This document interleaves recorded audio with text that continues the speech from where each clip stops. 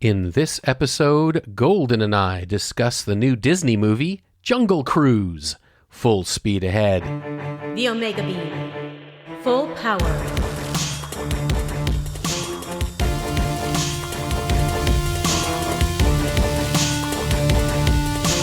The Omega Beam. Welcome to the Omega Beam number 135. I'm your host, Oren Merton. Disney has a new movie based on one of its theme park attractions, Jungle Cruise, starring Dwayne Johnson and Emily Blunt. It's in theaters, and it's also available for $30 via Premier Access on Disney+, which is how we caught it. So we're going to start out spoiler-free, and then we will go into some spoilers, but don't worry, we give you ample warning before we give anything away that isn't in the trailer. So let's go. I am here with Golden to talk about Jungle Cruise, the latest film based on a Disneyland attraction that Disney has come out with. This is another one of those movies that was kind of delayed by the pandemic, but is now both in theaters and in Premier Access for Disney+. Did they take it to heart that it's based on the ride? If you have been on the Jungle Cruise, then this is that ride. Especially in the early part of the movie. Oh, yes. I think it still carries on. Yeah. But going to Disneyland and going on the Jungle Cruise is inviting bad jokes. And now they're looking to make it more PC because there are some things on the ride that could be considered non-PC, making fun of certain races. Stereotypes. Exactly. Stereotypes that people just turned the other cheek or didn't think about decades ago. Now they're more in focus and people realize, you know what, we should update that. Absolutely. And I think that the movie gives them a valid reason and direction for how to do that. Yeah. It's real easy for a movie like this to be shallow and stupid. If you go back in Disney movie history, they did some pretty forgettable movies about Haunted Mansion and things like that. Haunted Mansion was bad. Yeah. But they kind of hit a good one with Pirates in the Caribbean. And yeah, Pirates of the Caribbean. I mean, there's a couple of movies that it kind of seemed to go off the rails a little bit, but the first movie was very strong. Right. That's what I was referring to, the first movie. So I think with this one, they are on track. Once again, they have a good one. They did it right. I really enjoyed this movie. It was a really fun ride. We're going to stay spoiler-free in the beginning, and then we'll give you ample warning before we go into spoilers. But this movie is very, I guess, indebted is the right word. I don't want to say derivative because it goes its own way, but it definitely takes a lot of cues from Raiders of the Lost Ark, from Romancing the Stone, if any of you remember that movie from the 80s, which was kind of like a Raiders type of adventure movie in the jungle. It has a lot of the kind of cues from Pirates of the Caribbean. Romancing the Stone or Jewel of the Nile. Ah, that's right, the sequel. So certainly this takes a lot of ideas and concepts and visual cues from previous movies, but it goes its own way and it creates something entertaining and unique kind of brew from it all. And this isn't like the deepest movie that's going to stick with you for the rest of your life, but it is just 2 hours of pure fun. Yes. And it does have moments that are a little bit moving, just as it has moments that are a little bit exciting. I think it does a pretty good job balancing the CG over-the-top action scenes with more quiet character moments. And it's fun that you have a female lead who is the scholarly type. Yeah. But can also throw a punch. But can also take care of herself. But not absolutely not flying through the air, martial arts. It's right. It's still very realistic. Right. She's the more grounded action hero that you would find in 70s movies like Raiders, where no one's flying through the air and doing amazing things and taking the kind of damage that would kill a mortal.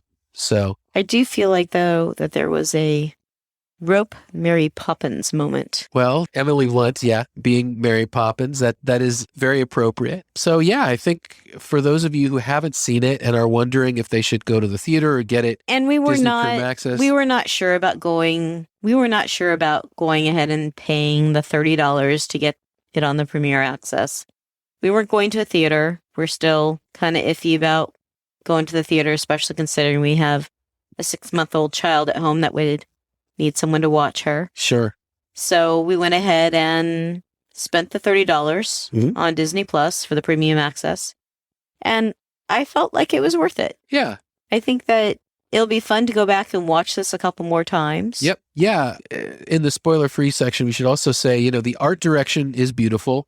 This does take place, if you've seen the trailer, you already know this, but it does take place in the past of like Raiders was, in the past. So it's more of that. The acting is, Dwayne Johnson is always absolutely charming and completely, of course, believable as a physical actor because he himself is an incredibly physical person. He had a really nice and snappy on-screen chemistry with Emily Blunt, the co-star. I felt that Jack Whitehall, who played McGregor, the brother of the Emily Blunt character, I thought he was also, at the beginning, you kind of think, oh, he's going to be kind of just a third leg comic relief type character. But no, he has some depth to him as well. And he has character. And he definitely enhances the thing. Of course, it's beautiful, spare no expense, CG, so many action movies, especially aimed at maybe younger viewers. The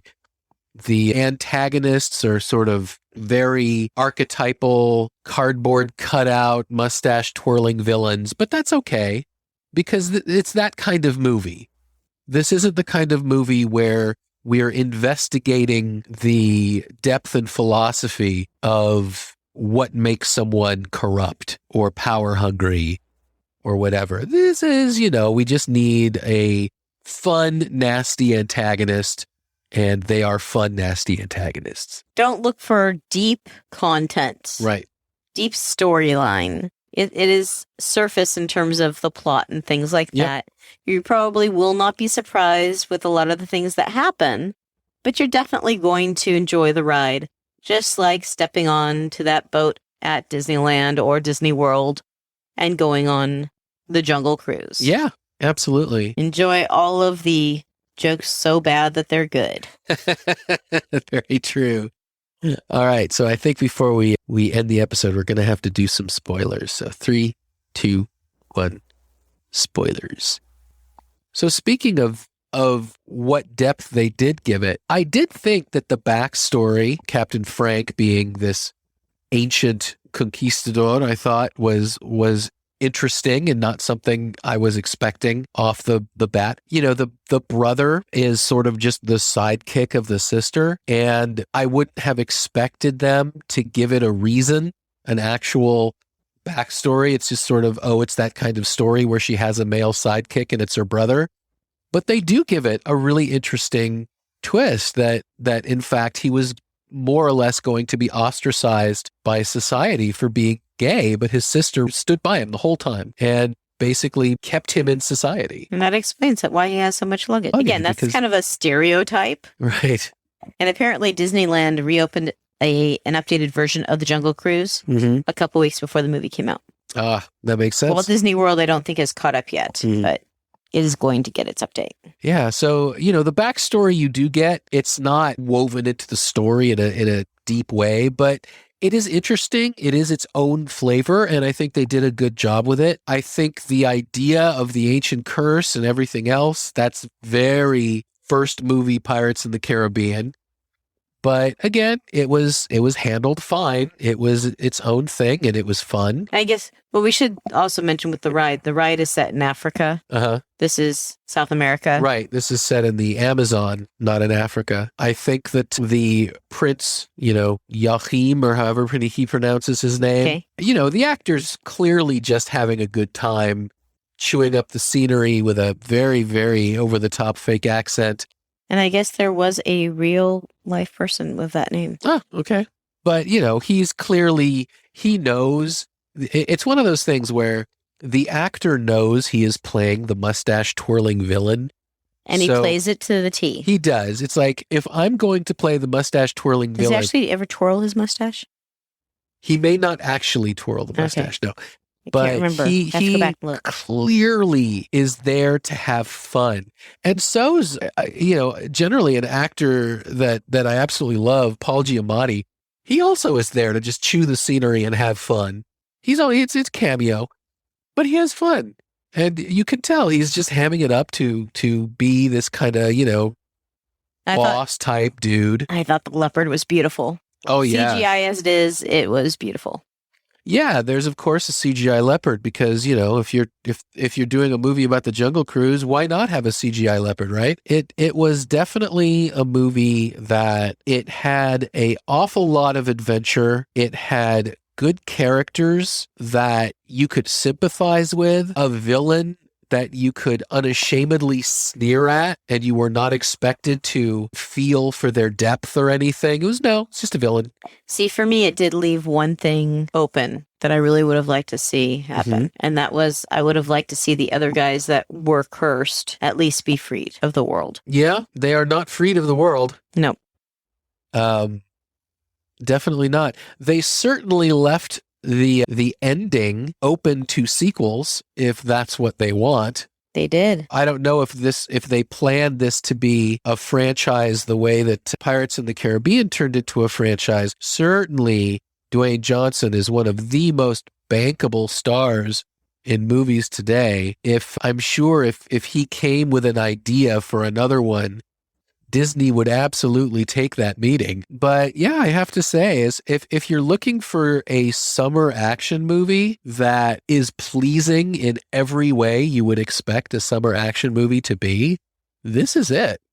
If you just enjoy the ride at Disneyland or Disney World or any of the other Disney parks that have it, I think it's just going to be a fun ride. Yeah, the ride in Disney is fun, and the ride in the theater based on the ride is fun. I mean, you've grown a lot on the ride. I have to say, though, one of my favorites is always going to be one of the wonders of the world. That's right. The backside of water. And there it is, the backside of water. Yeah, Schweitzer Falls. It is discovered by Dr. Albert Falls. There you go. It is fun how they weaved in some of those classic terrible jokes from the ride into the movie, but they did it in an organic way that didn't make it seem like, oh, they just have to stick this in. Oh, no, I feel like they felt like they just had to stick it in, but it was definitely worth it. But it was definitely worth it. Well, thank you, Golden. You are welcome. And that's it for this episode. You can find the show notes at theomegabeam.com/135. If you like this episode, please leave a review wherever you listen to podcasts. Your reviews help people who like this stuff find our podcast. If you have any comments or suggestions, please drop us a line at info@theomegabeam.com. Be good to yourselves and each other, and we'll catch you next time. The Omega Beam. Full stop.